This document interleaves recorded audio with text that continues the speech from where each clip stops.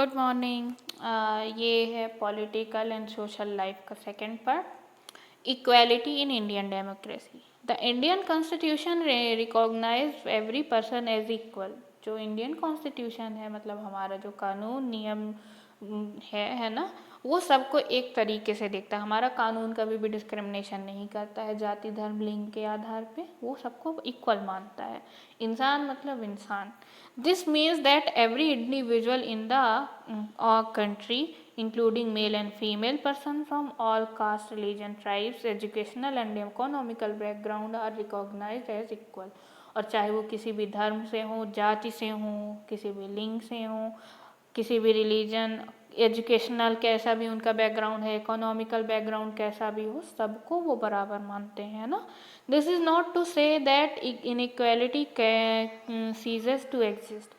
ये तो कभी नहीं कहा जा सकता कि पूरी तरह से सीज हो जाएगी इनइक्वालिटी और वो कभी एग्जिस्ट नहीं करेगी। It doesn't, but at least in democratic India the principle of the equality of all persons is recognised. देखो, ये कभी भी नहीं ख़त्म हो सकता पूरी तरीके से, लेकिन हाँ, हम धीरे धीरे अगर इस एजुकेटेड हो रहे हैं, हम अगर लिबरल हो रहे हैं, तो हमें ये चीज़ समझनी चाहिए कि हम ही हैं जो नेक्स्ट जनरेशन है या हम हैं वही ख़त्म कर सकते हैं इस चीज़ को। हम दूसरे को शायद न सुधार पाएँ, पर हम अपने अंदर बदलाव ला सकते हैं। हम चार लोगों आपस में बात करके बदलाव ला सकते हैं ना। तो इसको एटलीस्ट प्रिंसिपल को अपने जीवन में अपनाना चाहिए कि हमें किसी के साथ डिस्क्रिमिनेशन नहीं करना चाहिए उनकी जाति धर्म के हिसाब से, है ना। While earlier no law exists to protect people for discrimination, all ill-treated.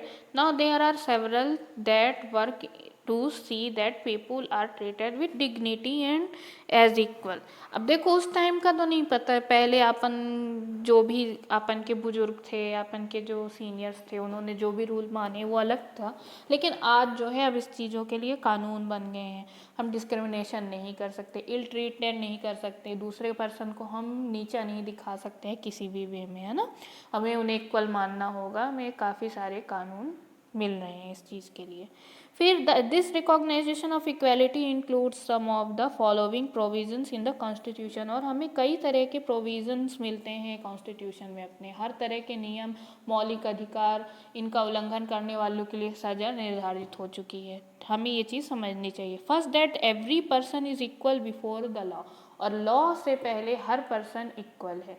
ये चीज़ सबको अपने दिमाग में अच्छे से फिट करनी चाहिए। What this means is that every person from the president of country to Kanta, a democratic worker, has to obey the same laws. Second, no person can be discriminated against on the basis of their religion, race, caste, place or birth, or whether they are female or male। और जैसे आपने कांता वाला case पढ़ा, पूरा कहानी पढ़ी, आपने समझा होगा कि वो भले पुअर थी, पर उसके साथ कभी भी डेमोक्रेटिक कंट्री इंडिया डिस्क्रिमिनेशन नहीं कर सकती इस आधार पे, या लोग नहीं कर सकते डिस्क्रिमिनेशन इस आधार पे कि वो किस कास्ट से है, क्या काम करती है, क्या रिलीजन है उसका, क्या सेक्स है उसका, कोई भी नहीं। ओके, सबको यहाँ पे इक्वलिटी मीन्स सब बराबर है। Then third, every person had access to all public place including playground, hotel, shop and market। और हर तरह के पर्सन को हर जगह पे जाने की इजाज़त। जितने भी पब्लिक ट्रांसपोर्ट हैं, पब्लिक की जगह है, जो सरकारी काम है, हर तरह से उस पर सबका बराबर का हक है। सबका काम होगा, किसी को पहले या बाद में नहीं देखा जाएगा। एज अ ह्यूमन सबको इक्वल राइट्स होंगे काम कराने के, करने के, है ना, और उन्हें यूज़ करने के। All person can use publicly available wells. हर कोई जो भी पब्लिकली कुएँ हैं, खोदे गए हैं, सरकारी कुएँ हैं, सबको सब कुछ मिलेगा उसके थ्रू, है ना। पानी सबका है, किसी एक का नहीं। Road, bathing ghat, fourth untouchability has been abolished. जहाँ जो भी घाट है नहाने के, जो भी कुएँ हैं सरकारी, जितनी भी सरकारी जगह हैं, प्लेग्राउंड है, सब जगह सबको एक्सेस है। कोई भी ये नहीं रोक सकता कि अरे तुम इस पर्टिकुलर रिलीजन के हो तो तुम नहीं जा सकते हो। ओके, और ये चीज़ें सब पूरी तरह से कानून का उल्लंघन करने वाली बात हो, अगर कोई करता भी है तो, है ना। Then the two ways in which the government has tried to implement the equality that is guaranteed in the constitution, it first through laws and second through government programs or schemes to help disadvantage communities. अब governments ने कई तरीके से इसे बढ़ावा देने की कोशिश की है कि कानून का पालन हो, इक्वेलिटी को सब जगह यूनिवर्सल किया जाए अपने इंडिया में, है ना, और गारंटीड इसको पूरी तरह से प्रूव्ड तरीके से करने के लिए उन्होंने बहुत से काम किए। पहला उन्होंने क्या है, लॉ बनाए, ठीक है ना, कानून बनाए। सेकंड, उन्होंने गवर्नमेंट प्रोग्राम्स के थ्रू इस स्कीम को पूरी हर जगह पे कम्युनिटीज़ में फैलाना चालू किया, ताकि इस चीज़ के डिसएडवांटेज सबसे ज़्यादा कम्युनिटीज़ में होते हैं, सबसे ज़्यादा कम्युनिटीज़ ही आपस में लड़ती हैं, है ना, तो उनके बीच में इन प्रोग्राम्स को फैलाया गया। There are several laws in India that protect every person rights to be treated equally. और ये सब कुछ लॉज भी बने हुए हैं जो कि आपके कानून को प्रोटेक्ट करते हैं कि आपको समानता का अधिकार है और सबको समानता ही की तरह ही व्यवहार करना चाहिए। In addition to laws, the government has also set up several schemes to improve the life of communities. और गवर्नमेंट ने बहुत सारी जो हैं स्कीम्स चलाई हैं ताकि लोगों की लाइफ को इम्प्रूव कर सकें, इन कम्युनिटीज़ को इम्प्रूव कर सकें, उनकी लिबरेलिटी को बढ़ाने के लिए। मीन्स देखो, एक सबसे बड़ा बात समझो कि अगर हम लिबरल होंगे, हमने अच्छे से पढ़ाई की होगी, हम लॉज को जानते होंगे, तो हम सीधी बात है कि दूसरों को भी प्रोटेक्ट करना जानते हैं और ख़ुद को भी। अगर हम उस कानून के ही बारे में नहीं जानते तो हम किसी को प्रोटेक्ट कैसे करेंगे। तो शिक्षा एक ऐसा वे है जिससे हम तुम्हें ये चीज़ बताते हैं। टीचर अगर तुम्हें ये चीज़ बता रहा है तो बच्चे कहीं ना कहीं अगर ये चीज़ एक बार भी सुनेंगे तो दिमाग में रहेगी और वो फिर उस चीज़ को कहीं ना कहीं इम्प्लीमेंट तो करेंगे ना। वो कहीं गलत होते देखेंगे तो आवाज़ उठाएंगे ना। अब उन्हें पता ही नहीं कि ऐसा रूल बना है तो वो आवाज़ कहाँ उठाएंगे, सीधी सीधी बात। तो हमें शिक्षित होना पड़ेगा।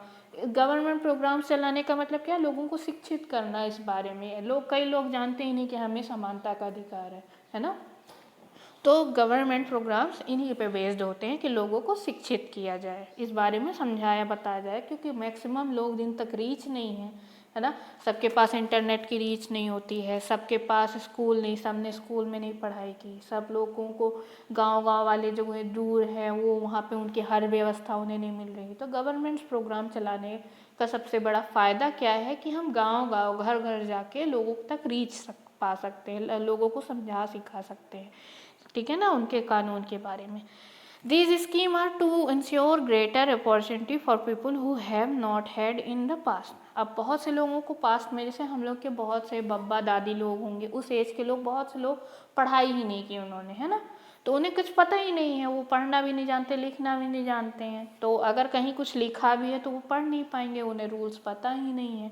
तो गवर्नमेंट प्रोग्राम क्या करती है, एक तरह से जाके कहानी सुनाएगी, उन्हें उस बारे में बताएगी। तो सुनी हुई चीज़ें तो सबको पता है, याद रहती है ना, तो वो जाके सुनाएगी उन्हें कहानी के तरीके से, लोगों के बीच में अपनी बातें पहुँचानेगी, ठीक है ना। और पास्ट में क्योंकि किसी के पास इस चीज़ की रीच नहीं थी, लोग पढ़ना लिखना नहीं जानते थे, तो भाई अब इंटरनेट उनके किसी काम का है नहीं। हम लोग के लिए है, क्योंकि हम लोग बहुत लकी हैं कि हम लोग के फादर मदर हमें पढ़ा रहे हैं, है ना। और तुम्हें तुम्हारे फादर ने कितना वो करके पढ़ाने की कोशिश की है। तो इस चीज़ को हमेशा याद रखो कि हम लोग बहुत लकी थे इस मामले में कि हमारी जनरेशन को पढ़ने के लिए मिल रहा है। पहले की जनरेशन को न पढ़ने के लिए मिलता था, काम तो था ही जो करना था उन्हें, और उनका कोई प्रॉपर वो नहीं था, साइड विज़न नहीं था, उन्हें कुछ पता नहीं था कानून के बारे में। फिर one of the step taken by government include the mid day meal scheme. जैसे कि एक मिड डे मील स्कीम थी, गवर्नमेंट स्कूलों में जितने भी उन्हें मिड डे मील मिलता था, मीन जो मध्याह्न भोजन, मीन्स जो तुम्हारा लंच होता था, स्कूल का लंच होता है ना, वो गवर्नमेंट स्कूलों में फ्री ऑफ कॉस्ट कर दिया गया। जो बच्चे पुअर सोसाइटी से बिलोंग करते थे, जिनके फादर मदर इतने कैपेबल नहीं है, उनको फ्री ऑफ कॉस्ट खाना दिया जाता है, ठीक है ना। This refer to the programme include in all government elementary school. और जितने भी गवर्नमेंट एलिमेंट्री स्कूल मतलब 5th तक जितने भी हैं, उनको बच्चों को बिल्कुल भूखा नहीं रखना और उन्हें खाना दिया जाता है विथ कुक्ड लंच, उन्हें पूरा खाना बना हुआ मिलता था। Tamil Nadu was the first state in India to introduce this scheme. और इस स्कीम को इंट्रोड्यूस करने वाले तमिलनाडु सबसे पहला स्टेट बना अपने इंडिया का, ठीक है। और ये कब बना, 2001 में, ओके, 2001 में तमिलनाडु फर्स्ट स्टेट था। The Supreme Court asked all state government to begin this program in their school within 6 months. और ये इतना अच्छा प्रोग्राम था और इतना अच्छा वेल मैनर्ड तरीके से इसे प्रोग्राम किया जा सकता था, क्योंकि स्कूल एक ऐसी जगह है जहाँ से बेसिक हर चीज़ की शुरुआत होती है।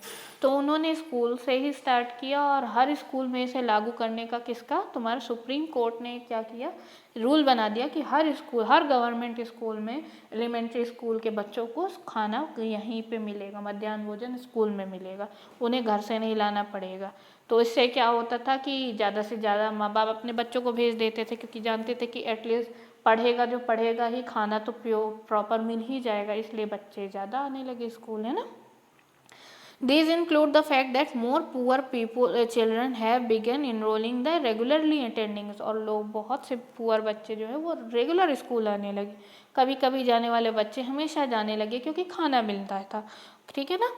फिर teacher report that earlier children would often go home for lunch and then not return to school, क्योंकि कई सारे स्कूलों में प्रॉब्लम ये थी, बच्चे सुबह तो गए पर घर गए खाना खाने, क्योंकि लेके आ नहीं सकते थे, तो फिर वो लौट के आते ही नहीं थे school. But now with the midday meal being provided in school their attendance has improved, लेकिन अब जो कि उन्हें मध्याह्न भोजन स्कूल में मिल जाता था, मीन्स लंच, तो उनकी अटेंडेंस इम्प्रूव हो गई। मीन्स अटेंडेंस रहेगी तो पढ़ेंगे ही, अगर स्कूल में रहेंगे तो कुछ ना कुछ तो सीखने मिलेगा ही उन्हें, बात तो वो चीज़ है। Their mothers who earlier had to interrupt their work to feed their children at home during the day now no longer need to do so, और जो उनकी मदर्स थी दूसरा काम छोड़ के उन्हें अपने बच्चों को खाना पीना खिलाने का ध्यान रखना पड़ता था, वो अब अपना काम कंटिन्यू करती थी, अब उन्हें इस चीज़ की चिंता नहीं थी कि हमारे बच्चे भूखे रहेंगे। This programme has also help reduce caste prejudice because children of all caste in the school eat this meal, और क्योंकि प्रीजस्टिस जो हो रहा था, क्योंकि सारे कास्ट के लोग एक साथ बैठ के खाना खाते थे, तो धीरे धीरे इक्वेलिटी भी बढ़ी, लोगों के बीच में मतभेद चलता था कि अरे वो इस कास्ट का है, वो सब मिटने लगा, है ना। Dalit women have been employed to cook the meal, और दलित वुमेन जो है वो भी खाना पीना बनाने के लिए एम्प्लॉय होने लगी, मीन्स वो है। अगर आप एक बात बताओ, दलित को किस वजह से पहले डिस्क्रिमिनेट किया जाता था, हम लोग उन्हें छोटा मानते थे, या वो कोई हमसे अलग काम कर रहे हैं इसलिए वो मानते थे, ठीक है ना। समटाइम्स उन्हें वेजिटेरियन नॉन वेजिटेरियन के आधार पे वो किया जाता था, लेकिन अगर कोई पर्सन साफ सुथरा है, आपको लगता है हाँ वो वेल मैनर्ड तरीके से वो कर रहा है, अगर वो साफ़ सफाई से खाना बना रहा है, तो उसे एम्प्लॉयमेंट देने के में क्या बुराई है ना। सबसे बड़ी बात समझने वाली बात है कि वो चाहे अपनी पर्सनल लाइफ में कैसा भी, अगर प्रोफेशनल लाइफ में वो प्रोफेशनल की तरह बिहेव करता है, प्रोफेशनली वो काम करता है और अच्छा काम करता है, तो हमें कभी भी डिस्क्रिमिनेशन इस बेस पे नहीं करना चाहिए, है ना। The midday meal program also helps reduce the hunger of poor students who often come to school and cannot concentrate because their stomach are empty. अब जो ये मिड डे मील प्रोग्राम था उसने और ये चीज़ जो भूख मरी थी उसको भी एक तरह से कम करने में उस बहुत सहायक रहा, क्योंकि बहुत से बच्चे कंसंट्रेट नहीं कर पाते थे, क्योंकि वो घर से भी भूखे आते थे और स्कूल में भूखे बैठे रहते थे कई बार, है ना, तो वो कंसंट्रेट नहीं कर पाते थे पढ़ने में। ओके, अब यहाँ पे साइड में एक नोट, एक पिक बनी हुई है, इसमें क्या लिखा है, children being serve their midday meal at a programme government school in Uttarakhand. अब उत्तराखंड की एक स्कूल की ये वो है, उन्हें मिड डे मील मिल रहा है ना, सब बच्चे थाली लेके अपना खाने के लिए बैठे हैं। What is the mid day meal programme, अब तुम्हें तो मिड डे मील प्रोग्राम क्या है तुम लोग को अच्छे समझ में आ गया। Can you list the 3 benefits, तुम्हें 3 बेनिफिट्स लिखने और सबको लिखने, okay. How do you think this programme might help promote greater equality, और तुम ये भी बताना है कि इक्वेलिटी को प्रमोट करने के लिए वो किस तरह से ये सहायक होगा, है ना। We find out about government scheme in your area. What does this scheme do? Who this scheme set up to benefit? अब ये सिर्फ तुम्हें लिखना नहीं है, क्योंकि ये यूनिट का हिस्सा कह सकते हो, ये रिसर्च का हिस्सा है। करने जिन्हें रिसर्च करना पसंद है वो ज़रूर करें कि तुम्हारे एरिया में कौन सी गवर्नमेंट स्कीम है ऐसी जो सबको फ़ायदा पहुंचा रही है, ठीक है ना। तुम्हें इस बारे में लिखना है, अगर तुम लोग ढूंढ के लिख सकते हो तो बहुत अच्छी बात है, पता करके, है ना। फिर while government programme play an important role in increasing equality of opportunity, क्योंकि जो जितने भी गवर्नमेंट प्रोग्राम हैं वो बहुत ही इम्पॉर्टेंट रोल निभाते हैं काय में, इक्वालिटी को बढ़ावा देने में, है ना, कि सब बराबर है। There is a much that still need to be done, और यहाँ अभी भी बहुत सा काम करने के लिए बाकी है इस फील्ड में। While the midday meal program has helped increase the enrollment and attendance of poor children in school, क्योंकि जो मिड डे मील था उसकी वजह से बच्चे जो हैं काफ़ी ज़्यादा स्कूल आना चालू हो गए थे, उनका एनरोलमेंट ज़्यादा बढ़ा। There continues to be big differences in our countries between schools that the rich attend the those that the poor attend, लेकिन फिर भी यहाँ पे बहुत डिफरेंस है कि वो स्कूल जो कोई अमीर आदमी के बच्चे अमीर बच्चे जो हैं अटेंड कर सकते हैं, पुअर बच्चे नहीं कर सकते हैं। Even today there are several schools in country in which Dalit children like Om Prakash Valmiki are discriminated against the treated inequality. अब बहुत से स्कूल आज भी ऐसे बड़े बड़े, खासतौर पे प्राइवेट स्कूल, नॉट गवर्नमेंट, क्योंकि गवर्नमेंट स्कूल में ये सब कानूनन अपराध है, कोई ये चीज़ नहीं कर सकता। पर बहुत से प्राइवेट स्कूल जो बड़ी बड़ी ज़्यादा हाई उसमें क्लास मानते हैं खुद को, है ना, वहाँ आज भी डिस्क्रिमिनेशन ये चीज़ होती है, अनइक्वलिटी को बढ़ावा दिया जा रहा है। These children are forced into unequal situation in which their dignity is not respected। और कई बार ऐसा होता है कि अगर गलती से चला भी जाए बच्चा कोई, है ना, दलित बच्चा, तो उसको डिस्क्रिमिनेट इसकी तरह किया जाता है कि उसकी डिग्निटी हमेशा डिसरिस्पेक्टेड होती है, ठीक है ना, वहाँ पे रिस्पेक्टफुली उससे बिहेव नहीं होता है। This is because people refuse to think of them as equal even though the law requires it. अब क्योंकि ऐसा क्यों होता है, क्योंकि आज भी बहुत से लोग ये सोचते हैं कि इन्हें बराबर का हक नहीं है, हमारे साथ बैठने का हक नहीं है, हमारे साथ खाने का हक नहीं है, ठीक है ना, जबकि लॉ ने सीधे कह दिया कि आप किसी के साथ भी डिस्क्रिमिनेटेड बिहेव नहीं कर सकते हैं। Okay, one of the main reasons for this is that attitude change very slowly. इसका मेन रीज़न ये है कि जो इसके प्रति एटीट्यूड है लोगों का वो बहुत धीरे चेंज हो रहा है। Even though person are aware that discrimination is against the law, they continue to treat people unequally on the basis of their caste, religion, disability, economic status and because they are women। क्योंकि अब देखो इस पर rule बने हुए हैं और इनका बिहेव जो है बहुत धीरे धीरे चेंज हो रहा है, तो भी आज के टाइम में डिस्क्रिमिनेशन अगेंस्ट लॉ, मतलब लॉ होते हुए भी डिस्क्रिमिनेशन चालू है उनके कास्ट, रिलीजन, ठीक है ना, उनके वो लड़की हैं या लड़का है इसके आधार पे, इसके कि भाई उनके पास पैसा है या नहीं, वेल्थ है नहीं, स्टेटस, ठीक है ना, इन सब चीज़ों के हिसाब से आज भी डिस्क्रिमिनेशन काफ़ी ज़्यादा होता है। It is the only when people being to believe that no one is inferior, जब लोगों को ये लगने लगेगा कोई बड़ा या छोटा नहीं है, तभी ये लॉ पूरी तरह से यूनिवर्सल हो पाएगा। And that every person deserve to be treated with dignity, और हर एक पर्सन को डिग्निटी के साथ ही हमें ट्रीट करना चाहिए। जब लोगों को समझ आएगा तब जाके ये लॉ पूरी तरह से लागू हो पाएगा। That present attitude can change, जो आज लोगों का एक दूसरे के प्रति बिहेव है वो चेंज हो पाएगा। Establishment equality in democratic society is a continuous struggle and one in which individuals as well various communities in India contribute to, and you will read more about this in this book। अब तुम इस book में ये भी पढ़ोगे कि हमारे India में हर तरह के कास्ट, कम्युनिटीज़, रिलीजन रहते हैं, ठीक है ना, और डेमोक्रेटिक कंट्री होने के कारण हमें उनका सबका ध्यान रखना है, हमें हर सबके लॉज को वो देना, सम्मान देना है। हम ये नहीं कर सकते कि यार इसको इस बेस पे हम डिस्क्रिमिनेट कर दें, और इतनी सारे वेराइटीज़ होने के कारण हमें और प्रॉब्लम हो रही है स्टेबलाइजमेंट करने में इक्वालिटी को, क्योंकि कई लोग रिजिड होते हैं अपने धर्म को लेके, अपने जात को लेके, वो चेंज ही नहीं होने देना चाहते इस एटीट्यूड को, कितना भी समझा लो, कितने भी लॉज बना लो, है ना, तो इस वजह से ये बहुत स्लो प्रोसेस है और ये धीरे धीरे ही सही चेंज हो, बहुत अच्छी बात है अगर चेंज हो जाता है। अब देन देखिए यहाँ पे, it is disgraceful to live at the cost of one self respect. अब ये बहुत ही डिसरिस्पेक्टफुल भी है, डिसग्रेसफुल भी है, एक तरह से गलत है ना, कि आपको अपनी सेल्फ रिस्पेक्ट गवा के कहीं पे रहना पड़े। Self respect is the most vital factor in life, और जो सेल्फ रिस्पेक्ट है वो बहुत ज़रूरी फैक्टर है लाइफ को जीने में। विदाउट सेल्फ रिस्पेक्ट इंसान कैसे जीता है? बिल्कुल एकदम जिंदा लाश की तरह, कि उसके अंदर इमोशन ही नहीं रह गए, खुद के लिए कोई रिस्पेक्ट नहीं, खुद के लिए कोई विज़न नहीं, खुद के लिए कोई गोल्स नहीं, ऐसे टाइप का जीवन हो जाता है ना। Without it man it is a cheaper keeper to live worthily with self-respect. One has to overcome difficulties. It is out of bard and ceaseless struggle alone and that one deserves strength, confidence and recognition. अब क्योंकि discrimination के कारण आपके अंदर confidence ही नहीं कि आप जीवन में ये काम ही कर सकते हैं, है ना।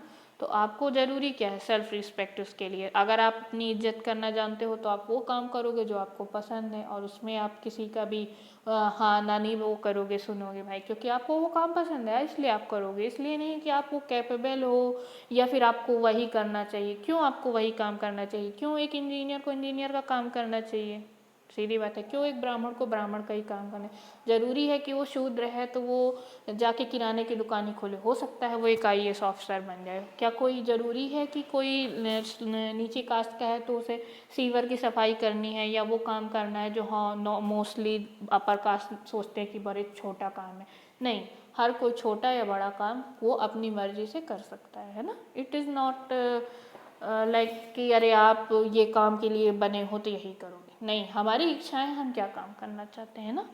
नो, कोई भी काम छोटा नहीं होता। सबसे पहले दिमाग में बैठा लो, अगर उन्होंने कोई नाली साफ़ करता है या कोई रोड साफ़ करता है वो छोटा नहीं है, वो बहुत बड़ा काम कर रहा है, बल्कि हमसे ज़्यादा बड़ा काम कर रहा है जो घर में बैठ के TV देख रहे हैं या जो घर में बैठ के आराम से जिन्हें खाना मिल रहा है, उनसे कई गुना बड़ा काम वो करते हैं जो बाहर काम कर रहे हैं, धूप में अपना धूल में अपना शरीर तपा के काम करते हैं और हमारे इंडिया को साफ़ सुथरा रखते हैं। वो सबसे ज़्यादा बड़ा काम कर रहे हैं। ओके, और इस चीज़ को हमेशा दिमाग में रखो, कोई भी काम छोटा नहीं होता। कल को अगर तुम्हें कोई काम करना पड़े, तुमने कभी जीवन में झाड़ू पोछा नहीं किया बच्चों, और तुम्हें अगर झाड़ू पोछा करना पड़े तो तुम नाक सिकोड़ोगे क्या? तुम अपने घर को साफ़ नहीं रखोगे क्या? रखोगे ना। सेम एज इट इज़ उनके लिए पूरा इंडिया घर है और वो पूरे इंडिया को साफ रख रहे हैं। ओके ना। Then man is mortal, everyone has to die someday और अदर मतलब देखो यार, इंसान अमर तो है नहीं, इंसान को कभी ना कभी सबको ही मरना है। हमसे बड़ा पहले हमसे मर जाएगा, हो सकता है हम पहले मर जाएं किसी बीमारी की वजह से, तो मरना सबको ही है ना, कोई भी अमर नहीं है। But one must resolve to lay down on one's life in enriching the noble in ideals of self respect and in bettering one human life। हमें लेकिन क्योंकि हम लंबे समय तक जी नहीं सकते, इसलिए दूसरे की लाइफ को आसान तो बना सकते हैं, हम किसी के लिए आइडियल तो बन सकते हैं। हो सकता है हमने किसी की मदद कर दी हो, हमने हो सकता है अच्छा व्यवहार किया हो, वो कहीं आगे काम आए, है ना। तो nothing is more disgraceful for brave man than a live life devoid of self respect. और किसी भी बहादुर आदमी के लिए विदाउट सेल्फ रिस्पेक्ट रहना इज़ लाइक उसकी ऑलरेडी मौत हो चुकी है, ठीक है ना। ये बिल्कुल भी अच्छी चीज़ नहीं है, बहुत ही डिस्ग्रेसफुल है, बहुत ही डिसरिस्पेक्टफुल है कि किस तो आप किसी की उसको हर्ट करते हैं इमोशंस को, है ना। फिर issues of equality in other democracies, oh sorry न किस पेज पे आ गए, हाँ, issues of equality in other democracy. अब जो अदर डेमोक्रेसी है वहाँ पे इक्वलिटी के क्या इश्यूज हैं, ठीक है ना। You are probably wondering whether India is the only democratic country in where which there is inequality and where the struggle for equality continues to exist. आपको ये लग रहा होगा कि सिर्फ इंडिया ऐसी देश है कि इंडिया में ही बस इतना डिस्क्रिमिनेशन हो रहा है ना, इंडिया में ही सिर्फ अनइक्वलिटी है। ऐसा नहीं है, हर देश में किसी न किसी लेवल पे अनइक्वलिटी है ही। The truth is that in many democratic countries around the world, the issue of equality continues to be the key issue around which communities struggle। अब बहुत सी ऐसी पर्टिकुलर कोई कम्युनिटी ही है जो स्ट्रगल कर रही है इक्वालिटी के लिए, जैसे कि US, अमेरिका, कनाडा और तुम्हारे ब्रिटिश कंट्रीज़ हैं। यहाँ पे सबसे ज़्यादा डिस्क्रिमिनेशन ब्लैक और वाइट को लेके है कि अरे you are black skin, you are white skin, अगर वाइट स्किन हो तो अच्छे हो, ब्लैक स्किन हो मतलब गंदे हो। इस हिसाब से बहुत ज़्यादा डिस्क्रिमिनेशन है ना। कहीं पे अमीर गरीब को लेके है, मतलब समझ के चलो इश्यूज हर देश में, हर डेमोक्रेटिक कंट्री में है। क्यों? क्योंकि लोग इक्वालिटी को फॉलो करना ही नहीं चाहते। हो सकता है किसी का पर्टिकुलर ईगो हर्ट हो गया हो, ठीक है ना, इस वजह से कह रहे मैं वाइट हूँ वो ब्लैक है। कई बार ऐसा होता है कि अगर एक ब्लैक पर्सन जो है हायर पोस्ट पे बैठ गया वाइट पर्सन से, तो बाहर वहाँ लड़ाई खुल गई, कह रहे वो ब्लैक है फिर भी मुझसे ऊपर कैसे, मैं वाइट हूँ, मैं सुपीरियर हूँ। ये सुपीरियरिटी का जो सोचना है कि तुम सुपीरियर हो, तुम सुपीरियर नहीं हो। भगवान ने, गॉड ने सबको इक्वल बनाया है। तुमको पहले उसने इंसान बनाया है फिर कुछ और। तो अगर तुम एज अ ह्यूमन हो, अपने आप को एज अ ह्यूमन देखते हो, तो कभी किसी के साथ मिसबिहेव मत करो इस बिहाफ में कि वो क्या पर्सन है, ठीक है ना, उसके कास्ट, रिलीजन, कलर, सेक्स, किसी भी आधार पे। ओके, देन देखो फॉर एग्जांपल लिखा ही है, in the United State of America the African American whose ancestor were the slaves who were brought on the over the Africa continues to describe their lives today as largely unequal, ठीक है ना। अब वो जो Africa से कई लोग क्या थे, पहले होता था एक स्लेवरी सिस्टम चलता था, जो ब्लैक पीपुल थे उन्हें स्लेव बना के रखा जाता था, नौकर नहीं, स्लेव। स्लेव मतलब कि तुम्हें बांध के तुमसे काम करवाया जाएगा, तुम्हारे खाने का ठिकाना नहीं, रहने का ठिकाना नहीं। आज तो ये है कि अगर हम सर्वेंट रखते हैं तो हम उन्हें प्रॉपर व्यवस्था देते हैं, और देनी भी चाहिए क्योंकि वो हमारे घर का काम करते हैं। पर ऐसा नहीं था। स्लेवरी का मतलब तुम्हारे खाने पीने का कोई ठिकाना नहीं, सोने का कोई ठिकाना नहीं, तुम्हें बंदी बना के जंजीरों में जकड़ के तुमसे काम भी कराया जाएगा, तुम्हें मारा पीटा भी जाएगा, तुम उनका काम करो उसके बाद भी तुम्हें सब मिसबिहेव होगा। ऐसा स्लेवरी का ये मतलब हुआ, ठीक है ना। फिर continue to describe their lives today as early unequal, और आज भी अनइक्वल उनके साथ बिहेव हो रहा है कलर को लेके, है ना। This despite the fact that there was a movement in the late 1950 to push for equal rights for African American. अब ये अफ्रीकन अमेरिकन के लिए कब, 1950 में, 1950s में ये एक मूवमेंट डेवलप हुआ एक तरह से कि नहीं, हमें डिस्क्रिमिनेशन कलर के आधार पे नहीं करना है ना। और अमेरिकन अफ्रीकन के बीच में ये मूवमेंट्स चला। Prior to this African Americans were treated extremely unequally in the United State, और यूनाइटेड स्टेट में आज भी ये प्रॉब्लम है, ठीक है ना। अभी भी कई जगहों पे ये लड़ाइयाँ कंटिन्यूज हैं कि हमारे कलर के हिसाब से, हम जो हमारे एंसेस्टर्स हैं उनके हिसाब से हमें वो किया जाता, ट्रीट किया जाता है। भले ही हम कितने भी कैपेबल हों, हम कितने भी होशियार हों, कितने भी अच्छी जगह पोस्ट पाने के लायक हों, लेकिन हमारे साथ डिस्क्रिमिनेशन इस आधार पे किया जा रहा है कि हम किस कलर के हैं, ना। मीन्स कलर से मतलब है कि किस देश से आए हैं। अफ्रीकन्स जैसे जो ब्रिटिशर्स होते हैं वो इंडियंस को भी एज अ ब्लैक पीपुल ही डिनोट करते हैं, हमें भी वो अफ्रीकन वो मानते हैं कि नहीं, ये हमसे कम गोरे हैं तो ये डिज़र्व नहीं करते हैं ना, लाइक दैट। तो बहुत सी जगहों पे ये चीज़ें चेंज होना अभी भी बाकी है।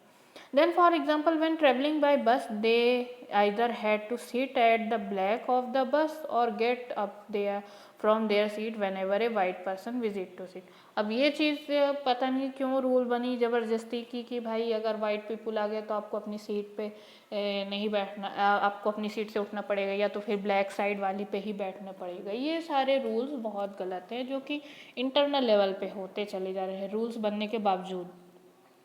फिर रोज़ा पार्क नाम के 1930 से 2005 was an African American women. Rosa Park एक वूमेन थी 1913 से लेकर 2005 तक की, जो अफ्रीकन अमेरिकन वूमेन थी। Tired from a long day at work she refuse to give up her seat on a bus to white man on 1 दिसंबर 1955। अब ये 1 दिसंबर 1955 की बात है कि उसने वो दिन भर के काम से अपने थकी थी और उसने बस में एक वाइट पीपल को जगह देने से मना कर दी, अपनी सीट देने से मना कर दी, क्योंकि वो थकी हुई थी, उसे बैठना था। her refusal that day started a huge agitation against the unequal ways in which African American were treated and which came to be known as civil right movement। और उस टाइम में फिर उसके बाद क्या हुआ, एक तरह से मूवमेंट चला जिसे सिविल राइट मूवमेंट कहा गया, जो कि किस बारे में चला कि अगर किसी को सीट पहले मिल गई है तो वो क्यों नहीं बैठेगा। ये क्यों स्पेसिफिक है कि कोई भी वाइट पर्सन आया और उस ब्लैक पर्सन को उठा के उसकी सीट ले लेगा। The Civil Rights Act of 1964 prohibited discrimination on the basis of race. और 1964 में 1964 में ये रूल बना कि आप ये बिल्कुल डिस्क्रिमिनेशन नहीं कर पाओगे अकॉर्डिंग टू देयर रेस, मतलब कलर, उनके जगह या कलर के हिसाब से, ठीक है, रिलीजन और नेशनल ओरिजिन, और कहाँ से हैं इन हिसाब से आप उसको बिल्कुल भी नहीं डिस्क्रिमिनेट कर पाओगे. It is also stated that all school would be open for African American children and that they would no longer have to attend separate school specially set up for them. और ये भी तब से रूल बन गया 1964 से कि अब से कोई भी बच्चा कहीं भी पढ़ सकता है. ये नहीं है कि कोई अमेरिकन अफ्रीकन चाइल्ड है तो वो ज़रूरी है कि वो स्पेसिफिक स्कूल में पढ़े, नहीं, वो जहाँ चाहे वहाँ पढ़ सकता है, रह सकता है. Okay. Most African American children can only afford to attend government school. और बहुत से ऐसे थे बेचारे जो नहीं थे इतना ज़्यादा वेल्दी, तो वो गवर्नमेंट स्कूल ही बस जो थी उसको अटेंड कर सकते थे. दैट हैव फ्यूअर फैसिलिटीज़, जहाँ पे बहुत कम फैसिलिटीज़ हुआ करती थी. अब तो गवर्नमेंट स्कूल काफ़ी सुधार कर रहा है, पहले के समय में इतने गवर्नमेंट स्कूलों में नहीं सुविधा थी. और रीज़न यही था कि लोग प्राइवेट स्कूल में ज़्यादा जाते थे क्योंकि उन्हें सुविधा ज़्यादा मिलती थी. ठीक है. फिर and poorly qualified teachers as compare to white student who either go to private school or live in areas where government school are as highly rated as private school. अब जो, और ये भी होता था कि कुछ गवर्नमेंट स्कूल्स अच्छी भी थी तो वहाँ पे सारे वैसे वाइट पीपल पढ़ रहे हैं ना, और वहाँ पे ब्लैक पीपल के साथ डिस्क्रिमिनेशन होता था, इस वजह से वो नहीं पढ़ पाते थे वहाँ, है ना. फिर अब ये किसकी पिक है? रोज़ा पार्क की पिक है. ध्यान से देखो, ये रोज़ा पार्क है, इसी ने मना किया था अपनी सीट देने से, है ना. As African American woman changed the course of American history with one defiant act. अब उसने एक एक्ट, उसकी वजह से, उसके एक प्रोटेस्ट की वजह से ये एक्ट बना जो 1964 में लागू हो गया, जिसे क्या कहे? Civil right movement. यूएस में बना, ठीक है ना, सिविल राइट मूवमेंट, याद रखना. फिर expert from article 15 of Indian का. अब आर्टिकल 15 तुम लोग को बहुत ज़रूरी है. अगर तुमसे कभी कोई पूछे व्हाट इज़ आर्टिकल 15 तो तुम क्या बताओगे? Prohibition of discrimination on ground of religion, race, caste, sex और प्लेस ऑफ बर्थ. आप किसी, ये बिल्कुल प्रोहिबिटेड हो गया है, मतलब बिल्कुल मनाही है कि डिस्क्रिमिनेशन करो आप इस बात से कि उसका क्या कास्ट है, क्या कलर है, क्या रेस है, क्या उसका लिंग है, क्या उसका प्लेस है, अर्थ है. मतलब ये नहीं कि वो छोटी सिटी में है तो आप उसके से आया है तो उसके साथ डिस्क्रिमिनेशन करने लगो, क्योंकि ये भी होता है, आप छोटी सिटी से बड़ी सिटी में जाओ तो भी आपके साथ डिस्क्रिमिनेशन, अरे तुम तो छोटी सिटी वाले, अरे तुम तो गाँव वाले हो. ये भी करना गलत है, रूल्स के खिलाफ है. ओके. फिर the state shall not discriminate against any citizen on ground only of religion, race, caste, sex, place और birth of any of them. और किसी भी बेस पे इनमें से जितने भी रीज़न लिखे हैं, हमने इतने बार बोला है, तो तुम लोग के दिमाग में चले जाना चाहिए कि किस किस बेस पे हमें डिस्क्रिमिनेशन नहीं करना है, चाहे वो स्टेट वाइज हो या फिर किसी भी देश के वाइज हो, है ना, कंट्री वाइज, तुम्हें बिल्कुल नहीं हक है. No citizen shall on ground only of religion, race, caste, sex, place or birth of any them be subjected to any disability, liability, restriction or condition with regard to. अब देखो, तुम्हें किसी भी सिटीजन को किसी भी तरह से रिस्ट्रिक्ट नहीं कर सकते हो कि तुम ये ट्रांसपोर्ट नहीं यूज़ कर सकते, तुम यहाँ पानी नहीं पी सकते, तुम ये नहीं कर सकते, तुम प्लेग्राउंड नहीं जा सकते. तुम किसी भी बेस पे किसी भी पर्सन को मना नहीं कर सकते हो. ओके. पहला क्या है? Access to shop, public restaurant, hotel and place of public entertainment. जो भी पब्लिक प्लेस हैं, तुम्हारी शॉप्स हैं, पब्लिक रेस्टोरेंट हैं, मीन्स कि जो भी सरकारी ज़मीन के अंतर्गत आती है, सरकारी संपत्ति कहलाती है, देश की संपत्ति कहलाती है, उस पर आप उसको यूज़ करने से आप कभी भी मना नहीं कर सकते किसी भी पर्सन को. ठीक. और B. The use of well, tank, bathing, ghat, road, place or public resort maintained wholly or partially out of state funds or dedicated to the use of general public. और जनरल पब्लिक के लिए बनी कोई भी चीज़, road हो, well, कुएँ हो, कोई भी शॉप्स के, तुम्हारे घाट हो, बाथिंग घाट मतलब वो जो तुम्हारी नदी के घाट होते हैं ना किनारे, वो हो, और किसी भी पब्लिक रिसोर्ट हो जो मेंटेन किया गया हो, गवर्नमेंट ने बनवाया हो, आप किसी भी तरीके से मना नहीं कर सकते. पब्लिक प्रॉपर्टी होने का मतलब है हर किसी की प्रॉपर्टी, सीधी सीधी बात, हर कोई उसे यूज़ कर सकता है, वो चाहे किसी भी कास्ट, किसी भी रिलीजन, किसी भी कलर, किसी भी सेक्स, किसी भी उससे हो। ओके, फिर आता है चैलेंज ऑफ डेमोक्रेसी। चैलेंज, अब डेमोक्रेसी के लिए चैलेंज क्या चीज़ है, ठीक है ना। No country can be describe as being completely democratic. और कोई भी कंट्री है, देखो यार, इतनी सारे रूल बनने के बावजूद कोई भी कंट्री डेमोक्रेटाइल नहीं कहला सकती। रीज़न क्या है, कहीं ना कहीं कोई ना कोई एक ठो आ जाता है पर्सन जो कि पूरे जो कानून है उनकी धज्जियाँ उड़ा देता है। क्यों? क्योंकि भाई उसका सेल्फ ईगो हर्ट हो जाता है। There are always committees and individuals trying to expand the idea of democracy and push for a greater recognition of equality on existing as well as new issue. कई बार ऐसा होता है कि किसी न किसी कमेटी से या फिर कोई इंडिविजुअल खड़ा होता है कि अरे यार यहाँ अभी भी डिस्क्रिमिनेशन इस बेस पे हो रहा है, कोई ना कोई इशू चला ही आता है। तो इस वजह से फुल्ली डेमोक्रेटिक कहना किसी भी कंट्री को गलत ही है, पर फिर भी अपन कहते हैं, क्योंकि हम अगर किसी ने किसी चीज़ को मेंटेन कर दिया पूरी दुनिया में तो हाँ है भाई वो डेमोक्रेटिक। फिर central to use to this the struggle for recognisation of all person as equal and as for their dignity to be maintain. अब हर पर्सन की डिग्निटी को मेंटेन करना एक बहुत बड़ी चीज़ हो जाती है। सरकार हर जगह थोड़ी ध्यान तक दे सकती है, भाई ये आपसी लोगों को ही ध्यान देना पड़ेगा कि हम गलत ना करें किसी के साथ। In this book you will read about how this issue of equality affects various aspect of our daily lives in democratic India. और हम इस बुक में यही पढ़ेंगे कि हमारी डेली लाइफ कैसे अफेक्ट हो जाती है इस इक्वेलिटी और अनइक्वेलिटी की लड़ाई में, है ना। As you read this chapter, think about whether the equality of all person and their being able to maintain their dignity is upheld. और इस चैप्टर को पढ़ने के बाद आपके दिमाग में ये चीज़ जानी चाहिए बच्चों कि हमें इक्वालिटी सबके साथ बिहेव इक्वल क्यों करना चाहिए, क्यों ज़रूरी है कि हम इस चीज़ को एज अ कानून भी देखें और एज अ मोरल वैल्यू भी देखें कि हम अगर किसी के साथ गलत बिहेव कर रहे हैं तो ये हम मोरली भी गलत कर रहे हैं, सिर्फ बाय लॉ को हर्ट नहीं कर रहे हैं, हम बाय इंडिविजुअल अपने आप को भी एक नुकसान पहुंचा रहे हैं, हमारी नेक्स्ट जनरेशन को भी हम नुकसान पहुंचा रहे हैं, है ना। ठीक है, और ये चैलेंज है डेमोक्रेसी के लिए। ओके, अब यहाँ पे एक्सरसाइज आ जाती है, एक्सरसाइज देखते हैं जल्दी जल्दी। In a democracy why is universal adult franchises important.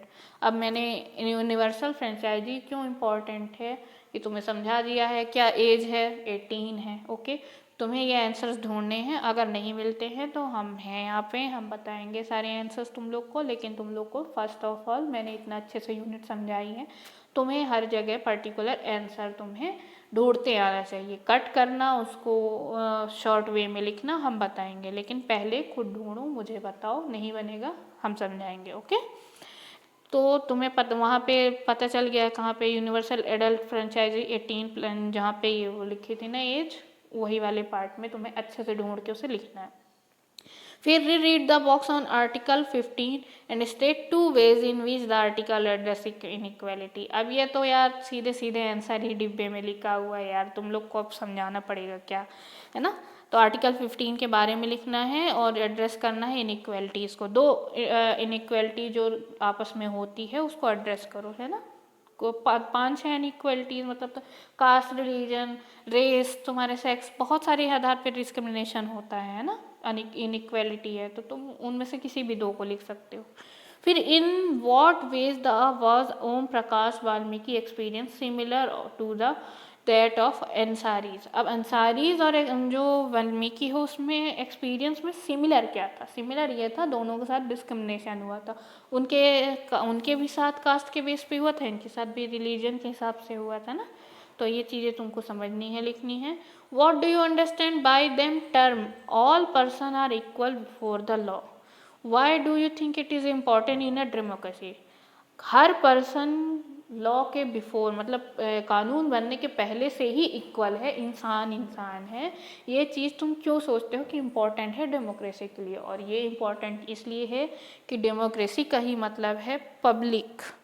Public मतलब हम एक यूनिट मान के चले, हम आपस में सबकी सहभागिता से रहने वाले लोग। ये नहीं कि आपस में लड़ के मरने वाले लोग, हम लोग साथ में रहने वाले लोग, एक दूसरे को समझ के साथ रहने वाले लोग। डेमोक्रेसी का मतलब ही है साथ में, सबका साथ सबका विकास वाला टाइप है ना। तो ये समझना हम लोग को ज़रूरी है कि हमें सबको साथ लेकर चलना है, किसी को पीछे नहीं छोड़ना है और किसी के साथ डिस्क्रिमिनेशन बिल्कुल भी नहीं करना है। ठीक है, मेरे साथ यहाँ पे चैप्टर मेरे साथ पढ़ने वाले जितने बच्चे हैं उनको प्लीज़ रिक्वेस्ट कर रहे हैं, कभी भी किसी के साथ डिस्क्रिमिनेशन मत करना, रिक्वेस्ट है, किसी भी बेस पे, जितने भी रीज़न यहाँ लिखे हैं। और खुद भी अपने आप में सोचो यार, तुम किसी को गलत बोल रहे हो, किसी को किसी भी वे में नीचे दिखाना चाह रहे हो, तो तुम क्या प्रूफ कर लोगे उससे? थोड़ी देर के लिए तुम्हारा सेल्फ ईगो सेटिस्फाइड हो जाएगा, पर ज़िंदगी भर के लिए उस पर्सन की ज़िंदगी हो सकता है वो उस वक्त मोमेंट के बाद से ज़िंदगी जीना छोड़ दे उस वे में जैसा जीता था, या उसके अंदर इतना गुस्सा भर जाए, या हो सकता है वो कोई गलत काम कर बैठे, तो उसका जो वो पता है रिग्रेट तुम्हारे ऊपर आएगा अगर उसने कभी जीवन में कुछ गलत कर दिया तुम्हारे गलत कहने की वजह से। तो तुम जिंदगी भर के लिए तुम रिस्पॉन्सिबल हो जाओगे इस काम के लिए कि उसने कुछ भी गलत किया, और ये गिल्ट तुम लोगों के लिए बहुत बड़ी चीज़ है। रिटर्न कभी ना कभी तुम्हें वो बहुत नुकसान पहुंचाएगी, याद रखो। आज नहीं तो कल ये तुम्हें नुकसान पहुंचाने वाली है। तो कभी किसी को गलत मत बोलो, डिस्क्रिमिनेशन, हाँ कभी भी गलत मत सहो, सीधी सीधी बात, गलत मत सहो, पर कभी किसी को गलत भी मत बोलो। अगर आप गलत किसी को बोलते हो तो आपको गलत सुनना पड़ेगा रिटर्न में, इतना याद रखिएगा। ओके, 40 मिनट के लेक्चर हो गया, जल्दी से समझा रहे हैं, 2 क्वेश्चन और है जो भी एक है ना। According to right of persons with disabilities act 2016, person with disabilities have equal rights. अब हाँ, मैंने तुम बताया था ना कि तुम किसी को इस बेस पे भी जज नहीं कर सकते कि अरे उसके हाथ पैर नहीं है या किसी भी तरह से डिसेबल है। तो ये भी एक राइट आया था, कब आया था? 2016 में, एक्ट 2016 में, कि पर्सन विथ डिसेबिलिटीज़ मतलब किसी के साथ कोई भी दिक्कत है, कोई किसी भी तरह से फ्रैक्चर है या किसी भी पार्ट में कोई प्रॉब्लम है, आपको भी उसको भी इक्वल राइट्स देने होंगे। ये नहीं कि वो उसके हाथ या पैर नहीं है तो आप उसको पीछे ढकेल लो कि लाइन में, अरे तुम तो जाओ बाद में, तुमको कोई काम ही नहीं है, ये वो नहीं। जो फर्स्ट कम फर्स्ट सर्व वाला रूल बना, इसलिए कि जो पहले आके खड़ा हुआ है पहले वही सर्व होगा, ये याद रखना। और हमें अभी ये तो हो गई लॉ की बात, और अब आ जाती है मोरल वैल्यूज़ की बात। हमें अपने से जैसे क्यों कहते हैं लेडीज़ फर्स्ट, लेडीज़ फर्स्ट का रूल इसलिए बना दिया कि लेडीज़ को हो सकता है दूसरे काम हो या उन्हें कुछ प्रॉब्लम हो सकती है तो उन्हें पहले जाने दिया जाता है। वैसे होना नहीं चाहिए लेडीज़ वाला, क्योंकि ये भी एक तरह का डिस्क्रिमिनेशन ही है कि पता चले बहुत से लोग आपस में ही लड़ाएं कि अरे जब इक्वलिटी का अधिकार है तो इसको पहले कैसे जाने दिए। पर ये हमारी मोरल वैल्यूज़ है कि हम औरत को पहले जाने देते हैं कि उसे और भीड़ में खड़े रह के प्रॉब्लम ना झेलनी पड़े, क्योंकि लड़कियों को और औरतों को सिर्फ एक ही प्रॉब्लम नहीं झेलनी पड़ जाती, बहुत सारी अलग इशू भी हो जाते हैं वुमेंस के, है ना। और हमसे जो एजेड हैं उनको पहले जाने दिया जाए, क्योंकि भाई उनकी उम्र हो चुकी है, वो ज़्यादा देर नहीं, हम तो अभी मान लो कम एज के हैं, जवान हैं, हम खड़े रह सकते हैं ज़्यादा देर। पर कभी कभी एजेड पर्सन वो अनवेल है, उसकी शारीरिक क्षमताएं कमज़ोर हैं हमसे, तो हमें अपने से एजेड को प्रीफर करना चाहिए कि चलो तुम पहले कर लो, हम कर लेंगे, हम तो खड़े ही हैं, ठीक है ना। तो ये भी एक मोरल वैल्यू में आता है, ये कोई वो नहीं है कि तुम्हें रूल है, लेकिन हाँ हमें एक अंदर से आना चाहिए यार कि हमसे एजेड पर्सन खड़ा है तो हम उसको पहले जाने दें, है ना। फिर and that their government should make possible their full participation in society। और जो डिसेबल हैं किसी भी तरीके से उनकी भी पार्टिसिपेशन के लिए बहुत सारे रूल्स बहुत सारे मतलब एक तरह से स्कीम्स बनी हैं और उन्हें हर तरह से शामिल करने की कोशिश की जा रही है ना। अलग से उनके लिए कोटा इसीलिए बना हुआ है हर जगह जॉब में, डिसेबिलिटी का कोटा, कि भाई डिसेबल पर्सन है उसे भी जॉब मिलनी चाहिए। The government has to provide free education and integrated children with disables who into mainstream schools. और उन्हें मेन स्ट्रीम स्कूल जो मतलब नॉर्मल स्कूल्स हैं उनके उसमें भी पढ़ाने की व्यवस्था की जाए, है ना। किसी भी तरह से उन्हें मेन स्ट्रीम में जोड़ा जाए, उनके साथ अलग व्यवहार ना किया जाए। This law also state that the all public place include building schools etc should be accessible and provide with ramps. और इसीलिए रैम्प्स प्रोवाइड करने के लिए हर स्कूल के लिए वो किया गया है, या तो फिर उनके लिए ग्राउंड फ्लोर पे अलग से व्यवस्था करनी चाहिए जिससे क्या हो सके वो भी नॉर्मल स्कूल में पढ़ सकें, है ना। फिर लुक एट द फोटोग्राफ, ये फोटोग्राफ देखो, ये जो उठा रहा है ना बच्चे को, एक बच्चे को डिसेबल पर्सन को उठा के लेके जा रहे हैं सिक्योरिटी गार्ड, है ना। Look at the photograph and think about the boy who is being carried down the stair. Do you think the Arab law is being implemented in this case? What needs to be done to make the building more accessible for him? How would his being carried down the stair affect his dignity as well as his safety? देखो अब यहाँ पे वो बहुत अच्छा कर रहे हैं अपनी तरफ से, पर अगर रैंप होता, बच्चा खुद सेल्फ वो होता है अपने आप आने जाने के लिए, अब यहाँ पे सिक्योरिटी गार्ड कितनी देर तक उसको उठा के ले जाएंगे, हो सकता है उठाते निकाल ले आते वो कहीं गिर ना जाए गलती से। तो हमें ये चीज़ करनी चाहिए कि उनकी डिग्निटी भी बिल्कुल हर्ट ना हो, है ना, सेल्फ रिस्पेक्ट भी उनकी बनी रहे, अरे कि मुझे किसी के दम पे जाना आना पड़ रहा है, ये चीज़ भी ना हो, है ना।